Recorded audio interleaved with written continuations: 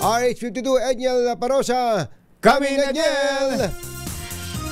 Hindi pa raw nakatatanggap ng formal na request ng militar mula sa Kagwaran ng Edukasyon na nagsabing naroon itong tapikin ang AFP para sa pagtatayo ng mga silid-aralan sa bansa.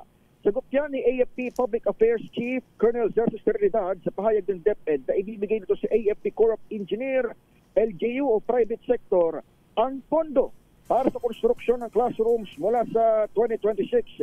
Sabi ni Colonel Trinidad, nagbabagong bihis na ngayon ang Engineering Corps bilang Combat Engineering Unit at nakafocus na sa Territorial Defense Operations. Ngayon man, handa pa rin daw ang kasundaluhan at tumugon sakaling opisyal na silang bigyan ng direksyon kadikit ng kanilang mandato.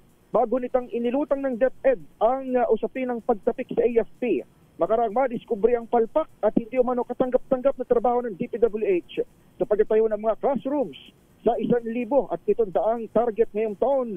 22 nga lang ang nagagawa ng DPWH sa 2025. Ito si Edniel Parosa, nag-uulat para sa DZRH. Una sa Pilipinas, una sa Pilipino. So yung pala ngayon yun, Edniel, planong tapikin, ha? Planong itap, oo, ang AFP Corps of Engineer.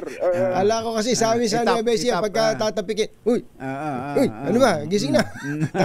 Tanghali, lampas na yung oras mo.